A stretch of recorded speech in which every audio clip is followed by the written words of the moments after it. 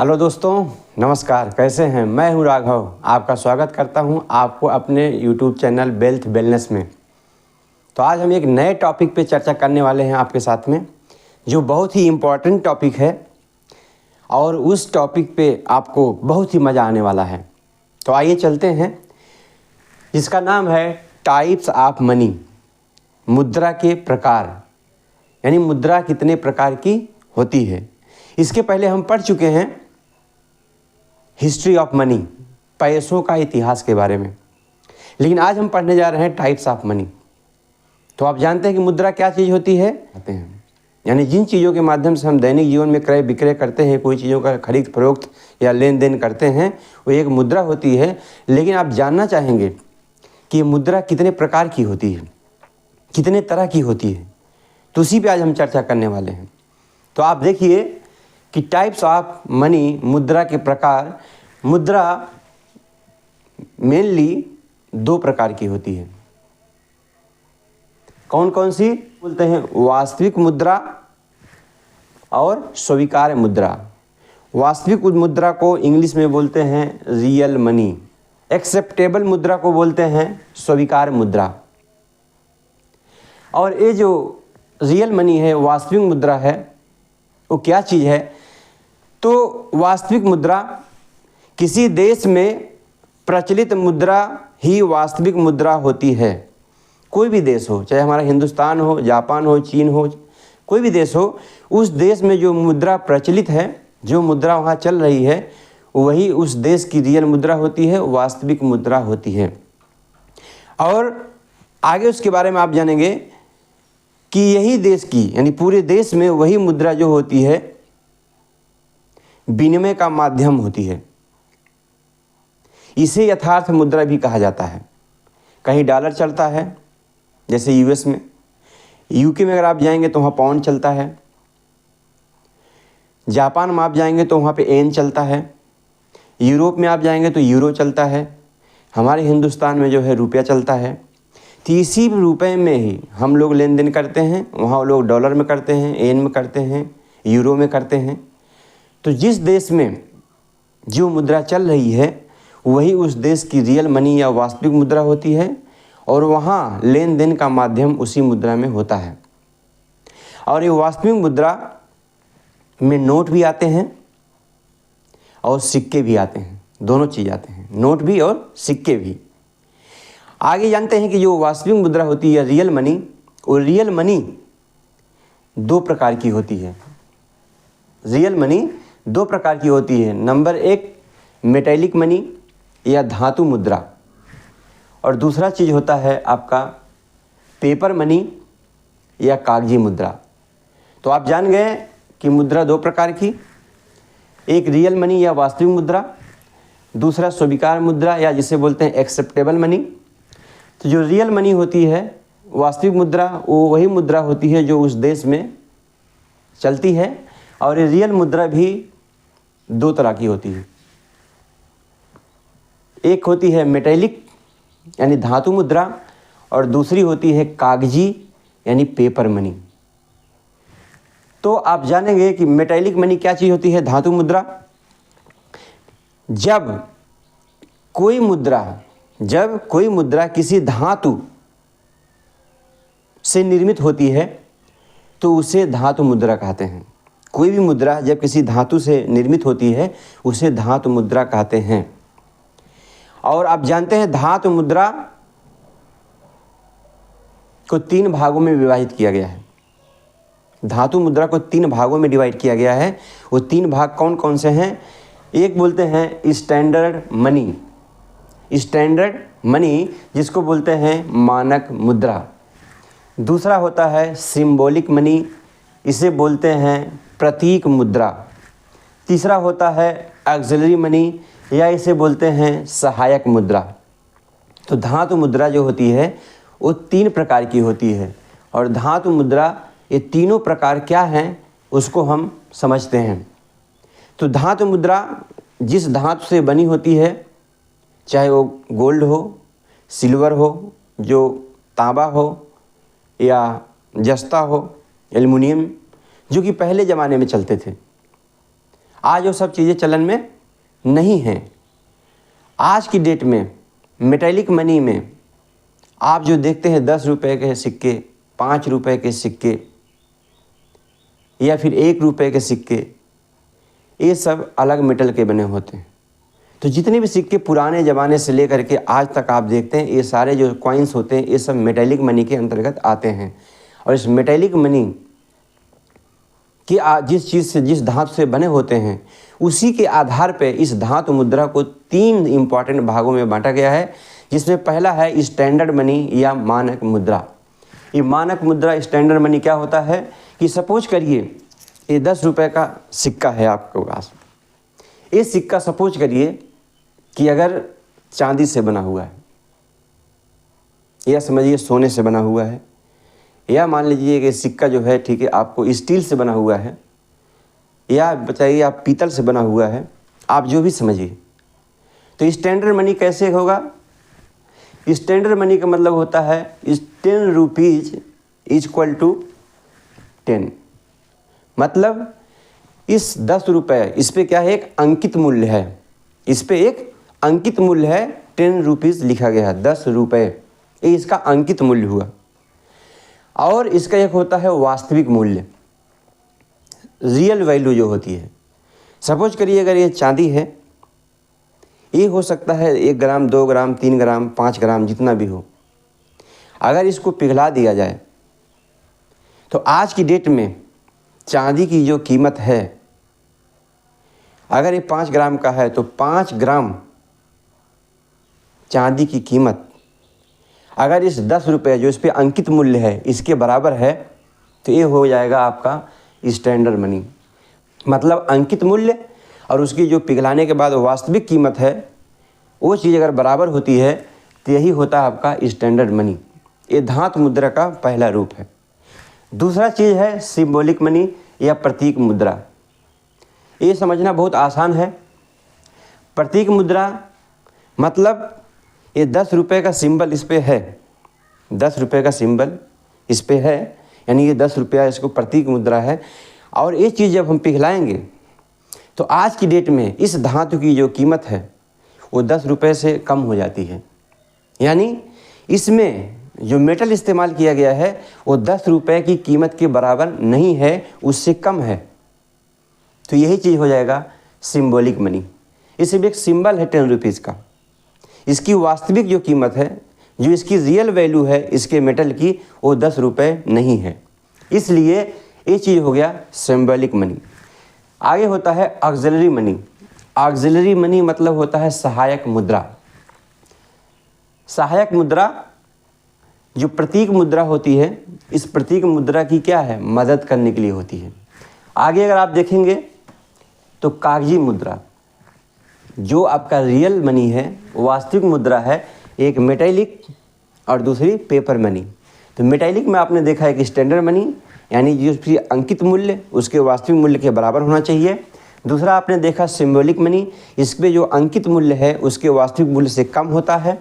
Auxiliary जो money होती है, सहायक मनी, ये प्रतीक मुद्रा की मदद के लिए बनाई जाती है, उसके हेल्प में, उसके एवज में या उसके साथ में उसका इस्तेमाल किया जाता है, उसके पूरक है, उसके मदद के लिए बनाई जाती है।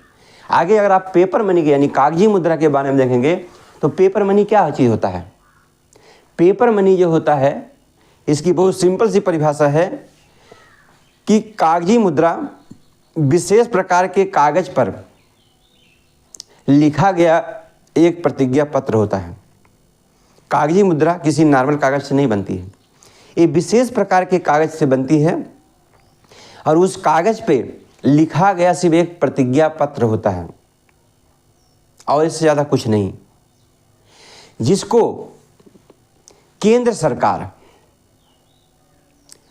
गारंटी लेती है कि जिस कागजी मुद्रा पे जो अमाउंट लिखा गया है, 200 रुपये, 500 रुपये, 2000 रुपये, 1000 अब तो चलता नहीं है, उस पे जो अंकित मूल्य है, उस पे जो लिखा गया है, उस केंद्र की सरकार या उस देश की सरकार उस चीज़ की गारंटी लेती है और उस देश का जो गवर्नर होता है उसका क्या है, एक शपथ लेता है कि ये जो मुद्रा है इस देश के अंतर्गत किसी भी तरीके के लेन देन के लिए वैलिड है, इसका उपयोग किया जा सकता है, इसे कोई लेने से इनकार नहीं कर सकता है। और एक कागजी मुद्रा जो होती है, पेपर मनी, वो 4 प्रकार की होती है। 4 प्रकार की कैसे होती है, आइए समझते हैं। सबसे पहला होता है ऑर्डर मनी, आदेश मुद्रा। जो आपके ये क्या है, पेपर मनी का पहला रूप है ऑर्डर मनी, या इसे बोलते हैं आदेश मुद्रा।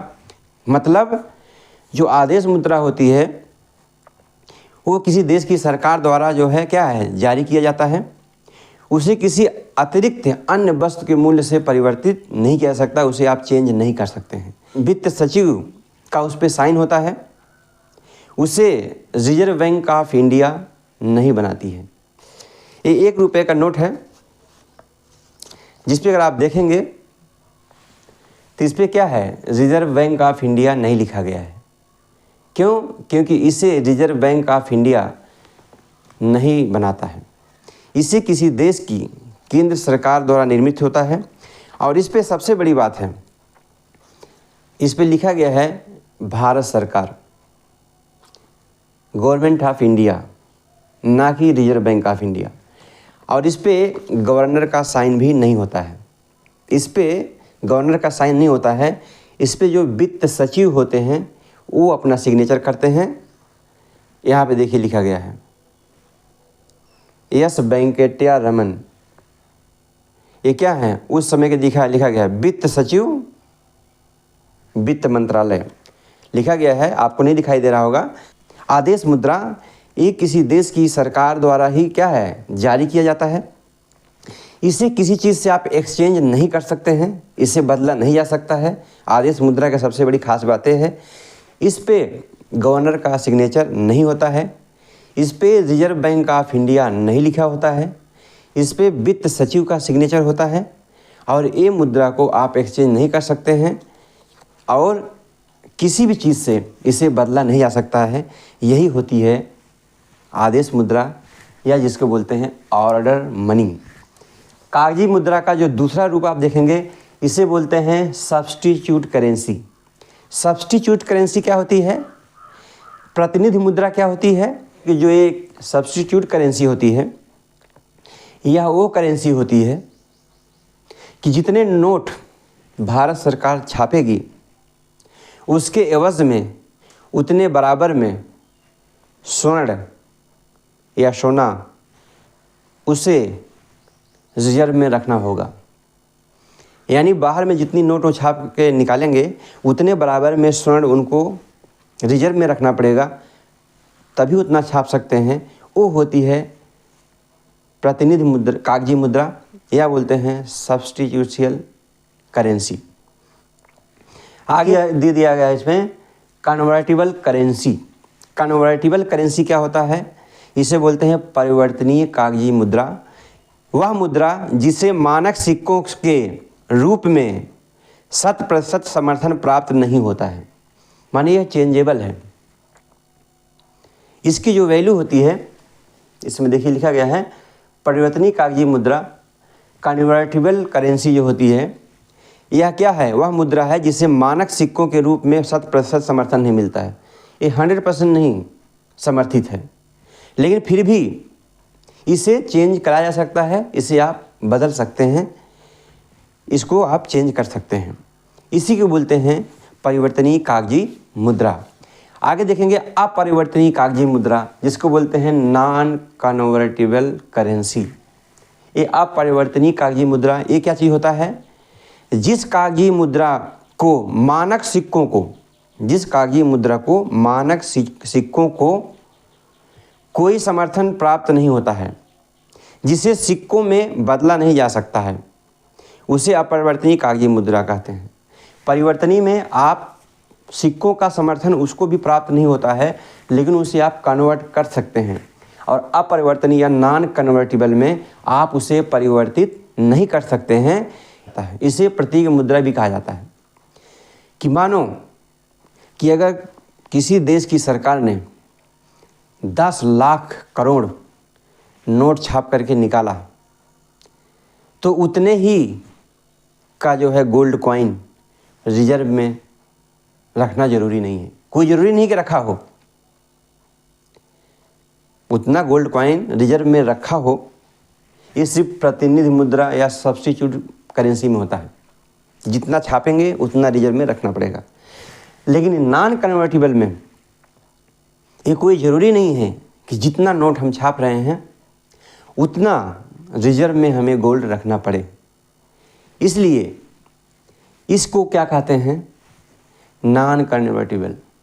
इसे परिवर्तित नहीं किया जा सकता है।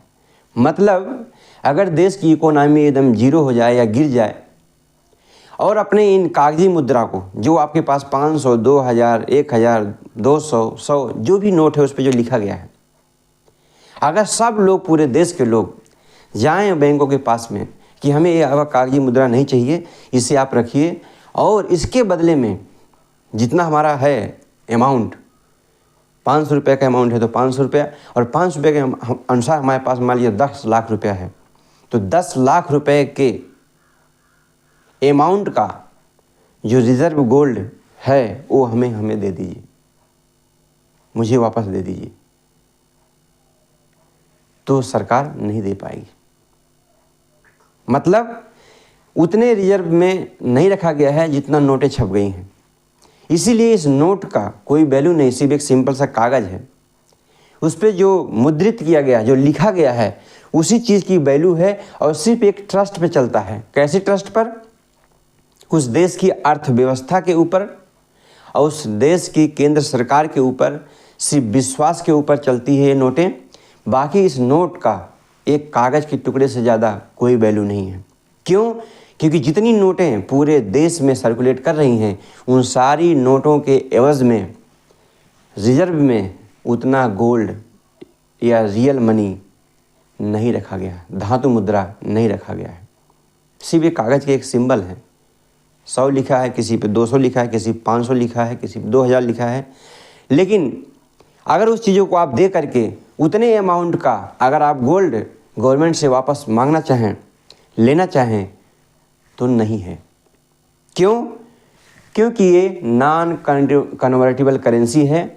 इसमें कोई बाध्यता नहीं है सब्स्टिट्यूट करेंसी की तरह कि अगर हमें जितने नोट छापना है उतना हमें रिजर्व में रखना पड़ेगा गोल्ड। ऐसा कोई बाध्यता नहीं है। और इसी वजह से ये जो नॉन कन्वर्टेबल करेंसी होती है, ये उसकी कोई वैल्यू नहीं होती है। इसकी सिर्फ वैल्यू अंकित मूल्य जो उसका है, अंकित मूल्य, उस वही सिर्फ उसका वैल्यू है और सिर्फ एक ट्रस्ट पे चलता है, भरोसे पे चलता है। इस भरोसे से ज़्यादा उसकी कोई औकात नहीं होती है, उसकी कोई वैल्यू नहीं होती है। और आगे हम देखेंगे दूसरा चीज़ है जिसे बोलते हैं स्वीकार्य मुद्रा या एक्सेप्टेबल मनी। शुरू में आपको लग रहा होगा कि जो रियल मनी होती है वो वास्तविक मुद्रा, जिसे उस देश की जनता को स्वीकार करना मजबूरी होता है, स्वीकार्य मुद्रा भी तो वही हो सकती है। लेकिन नहीं, स्वीकार्य मुद्रा का मैटर कुछ इससे अलग है। स्वीकार्य मुद्रा है क्या, इसके बारे में अगर आप जानेंगे तो वह मुद्रा जो देश में व्यापक रूप से स्वीकार की जाती है, जो किसी देश में बहुत ही हाई लेवल पर क्या है एक्सेप्ट की जाती है, वो होती है स्वीकार्य मुद्रा।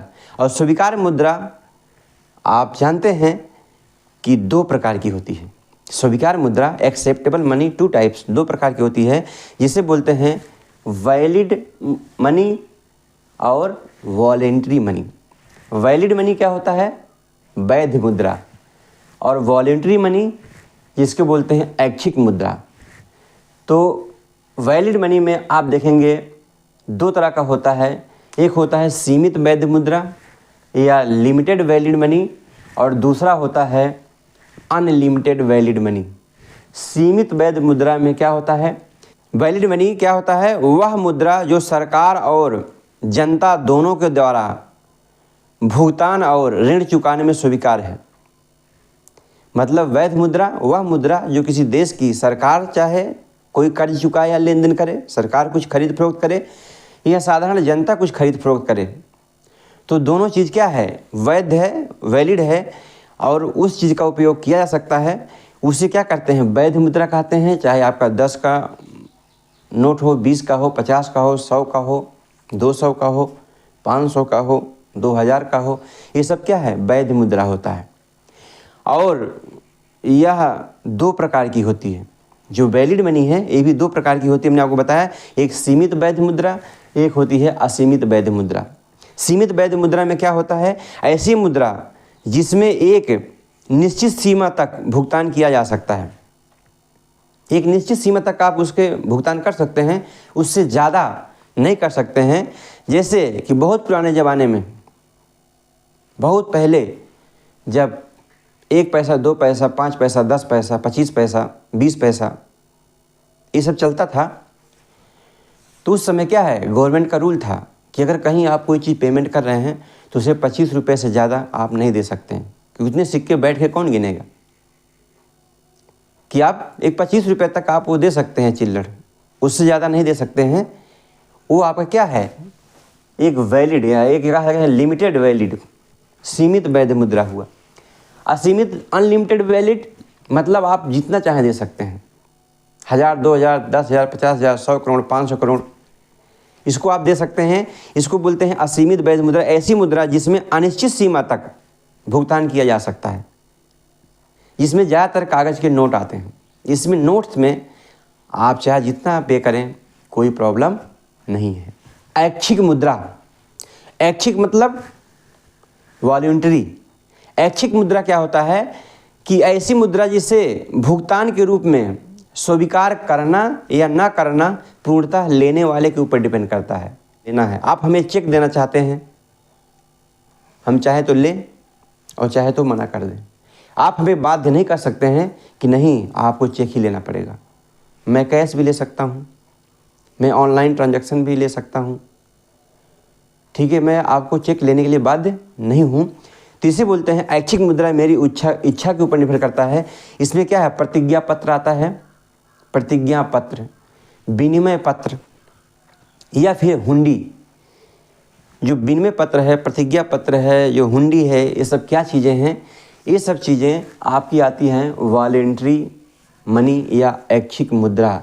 ये लेने वाले की इच्छा के ऊपर डिपेंड करता है कि वो लेना चाहता है या नहीं चाहता है। तो ऐच्छिक मुद्रा भी दो प्रकार की होती है। एक होती है साख मुद्रा और दूसरी होती है बैंकिंग मुद्रा। साख मुद्रा या बैंकिंग मुद्रा, ये क्या चीज़ है, इसका डिटेल है यहाँ पे। पहले एक है बचत पत्र या प्रतिज्ञा पत्र, जो अभी आपको मैंने बताया प्रतिज्ञा पत्र। ये क्या चीज़ होता है, प्रोमिसरी मनी। प्रोमिसरी मनी ये क्या होता है, ये प्रोमिसरी एक नोट होता है और कुछ नहीं। एक नोट है जिसे लेने वाला, मान लीजिए हम अगर आपसे 10,000 रुपये का कोई सामान परचेज कर रहे हैं, कोई सामान आपको ले रहे हैं जिसकी कीमत 10,000 रुपये है, लेकिन मेरे पास अभी पैसे नहीं हैं, तो मैं आपको एक वचन पत्र या एक प्रतिज्ञा पत्र लिखूंगा कि मैं फला फला फला इतना अमाउंट फला तारीख को देने का वचन देता हूँ, मैं आपको दूंगा। ये क्या है, मैं लिख करके आपको दूंगा।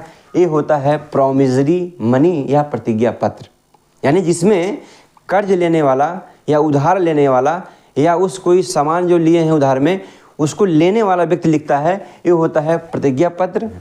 आगे होता है विनिमय पत्र, जिसको बोलते हैं bills of exchange. Bills of exchange क्या होता है, पैसा देने वाला या मालिक लिख करके देता है। मान लीजिए हम आपको एक, सपोज करो ये मोबाइल आपको मैं दे रहा हूँ, इस मोबाइल की जो है कीमत मान लीजिए 20,000 है, 20,000 रुपये है, तो मैं आपको विनिमय पत्र लिख करके दूंगा, बिल ऑफ एक्सचेंज लिख करके दूंगा। और ये चीज़ बिल ऑफ एक्सचेंज में मैं लिखूंगा और साइन करूंगा अपना कि 20,000 रुपीज़ आप किसी भी थर्ड पर्सन को या जिसको मैं लिख बोलूँगा उसे आप फला फला तारीख को या आपको देना पड़ेगा। तो आप समझिए कि बचत पत्र या प्रतिज्ञा पत्र में जो कर्ज लेता है वो लिख करके देता है, विनिमय पत्र में जो देता है वो लिख करके देता है, और तीसरा चीज़ होता है हुंडी। हुंडी क्या है, ये आधुनिक चेक का एक तरीका है। ये आधुनिक चेक जैसा ही होता है। हुंडी में क्या होता है, जिस व्यक्ति के नाम पर लिख करके दिया जाएगा या जो अमाउंट लिख करके दिया जाएगा, वो अमाउंट उस व्यक्ति को पे करना है बिना शर्त जिसका नाम उसमें लिखा गया है या हुंडी जिसके पास में है। अगला चीज़ होता है चेक। चौथा चीज़ है चेक। चेक तो सभी लोग जानते हैं। चेक क्या होता है? ये बैंक जारी करता है। ये चेक जो होता है बैंक जारी करता है। हर बैंक अपना चेक बनाता है और अपने खाता धारक को, जिसका खाता उसमें है, मान लीजिए मेरा खाता अगर SBI में है तो SBI जो बैंक है हमारा खाता खुलने के साथ में हमें एक चेक देगा। उस चेक पर मैं जितना अमाउंट लिख करके जिस व्यक्ति के नाम पे लिख करके दे दूंगा, वो व्यक्ति को उतना पेमेंट इनडायरेक्टली हो जाएगा मेरे अकाउंट से। मतलब मैं डायरेक्ट पैसा नहीं दूंगा, पैसा बैंक ही उसको देगा, लेकिन क्योंकि चेक मेरा है इसलिए उसको लिखूंगा मैं ही और साइन भी मैं ही करूंगा। लेकिन जितना अमाउंट लिखे रहूँगा, जिस व्यक्ति के लिए लिखे रहूँगा या जिस संस्था के लिए भी लिखे रहूँगा, वो संस्था उस व्यक्ति को उतना अमाउंट इनडायरेक्टली बैंक से उसको ट्रांसफ़र हो जाएगा। अगर चेक इस तरीके से है, बगल में 2 पैरेलल लाइन है तो हमारे अकाउंट से उसके अकाउंट में जाएगा। अगर ये लाइन नहीं है, एक चेक है, तो वो व्यक्ति कैश भी ले सकता है। अगर लाइन है तो कैश नहीं ले सकता है। आगे चीज़ देखेंगे बैंकर्स चेक क्या होता है। बैंकर्स चेक इसे पे ऑर्डर भी कहते हैं। पे ऑर्डर भी कहते हैं।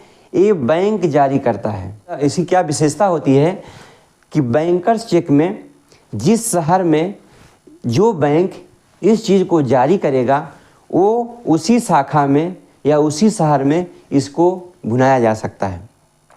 ये खासकर बिजनेसमैन लोगों के लिए होता है। यानी अगर आप बिजनेसमैन हैं, आपस में पैसे का लेन देन करते हैं, तो ये जो पे ऑर्डर है जिस शाखा का होगा, जिस बैंक का होगा और जिस शहर का होगा, उसी शहर में उसी बैंक में इस चीज़ को भुनाया जा सकता है। ये बिल्कुल इजी होता है। आगे चीज़ होता है पोस्टल ऑर्डर।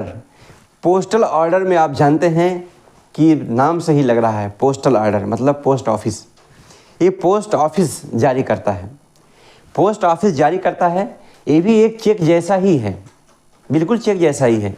लेकिन इसकी खासियत क्या होती है कि जिस महीने ये पोस्टल ऑर्डर जारी किया जाता है, उस महीने की आखिरी तारीख से लेकर के 24 महीने तक ये वैलिड होता है। यानी जिस महीने की, अभी क्या चल रहा है, ये मार्च चल रहा है। अगर आज हम मार्च में किसी को पोस्टल ऑर्डर साइन करके हम दे दिए, तो वो व्यक्ति, आज मार्च है कितना, 11 मार्च, तो जब ये मार्च का लास्ट आएगा यानी 31 मार्च से लेकर के 24 महीने तक ये पोस्टल ऑर्डर वैलिड रहेगा। यानी उसके अंदर ही जिसके नाम पे मैं दूंगा वो उस पैसे को इनकैश करा सकता है। और अगर 31 मार्च से लेकर के 24 महीने तक वो नहीं कराता है तो फिर ये इनवैलिड या बेकार हो जाएगा। इसकी जो वैलिडिटी है, जिस महीने ये जारी होगा उस महीने की आखिरी तारीख से लेकर के 24 महीने तक ये वैलिड रहेगा, और इससे ज़्यादा जैसे होगा वो इनवैलिड हो जाएगा। जैसे चेक की 3 महीने वैलिडिटी होती है, लेकिन ये पोस्टल ऑर्डर की वैलिडिटी 24 महीने होती है। चेक की वैलिडिटी 3 महीने कब से, जिस दिन जारी किया गया है, जिस डेट को, आज 11 तारीख है, 11 मार्च, तो 11 अप्रैल, 11 मई, 11 जून उसकी वैलिडिटी ख़त्म। 12 तारीख को, 12 जून को वैलिडिटी ख़त्म। लेकिन जो पोस्टल ऑर्डर होता है, ये मान लीजिए 11 मार्च को मैंने जारी किया, तो इसको कब जोड़ा जाएगा, 31 मार्च से, और कब तक, 24 महीना जोड़ लीजिए, तब तक ये वैलिड रहेगा। तो ये भी एक ज़बरदस्त व्यवस्था है, बहुत ही पावरफुल व्यवस्था है, और ये बहुत ही अच्छी चीज़ है। पोस्ट ऑफिस बहुत सुविधाएं देता है। तो समझ सकते हैं, इस तरीके से आपने समझा। आज का चैप्टर कैसा लगा कमेंट में ज़रूर बताइए, और इससे भी ज़्यादा पावरफुल, ज़बरदस्त, एक्साइटेड और बहुत ही माइंड ब्लोइंग वीडियोज़ को पाने के लिए आपसे रिक्वेस्ट है कि मेरे चैनल को दबा के लाइक करिए और ज़बरदस्त शेयर करिए, कमेंट पूरा भर भर के दीजिए और सब्सक्राइब करना बिल्कुल मत भूलिए और बेल आइकन को दबाना तो और भी मत भूलिए, क्योंकि अगर आप ऐसा करते हैं तो मेरा साहस बढ़ता, हौसला बढ़ता है। मैं और बेहतरीन तरीके से आपके सामने आऊँगा और ज़्यादा से ज़्यादा लोगों को मदद पहुँचे, यही मेरी इच्छा है। थैंक यू, धन्यवाद।